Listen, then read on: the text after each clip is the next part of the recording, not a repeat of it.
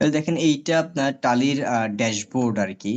আর এইখানের মধ্যে আপনার যে বাটন গুলো আমরা উপরে দেখতেছি, যে কোম্পানি, ডাটা, এক্সচেঞ্জ, তারপরে গো টু, এগুলোর অনেকগুলো আপনার কাজ আছে। যেমন আপনার কোম্পানির যেই ফার্স্ট যেটা বাটন আর কি, এখানে কোম্পানি ক্রিয়েট করা।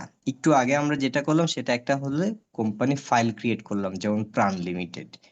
এখন যদি আরো অনেকগুলো কোম্পানি ক্রিয়েট করতে হয়, তাহলেও আমরা হচ্ছে আপনার এই অপশনটা থেকেই আসবো। যেমন এখানে আমরা ক্লিক করে আবারও যদি আমরা ক্রিয়েট দিই, দেখেন আমাদেরকে আবারও ক্রিয়েটের উইন্ডোতে নিয়ে আসছে।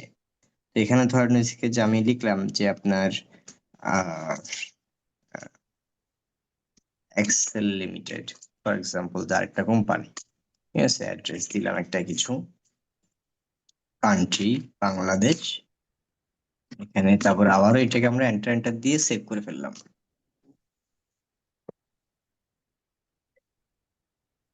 ঠিক আছে। হুম।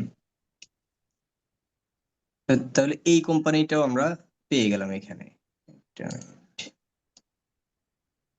হুম। তাহলে এখানে দেখেন এখন দুইটা কোম্পানি আছে। এভাবে আপনারা চাইলে একটা টালি সফটওয়্যার দিয়ে অনেকগুলো কোম্পানি ক্রিয়েট করতে পারবেন। কিছু কিছু কোম্পানিতে দেখা যায় যে তারা প্রত্যেকটা কোম্পানির জন্য আপনার আলাদা আলাদা টালি সফটওয়্যার কিনে।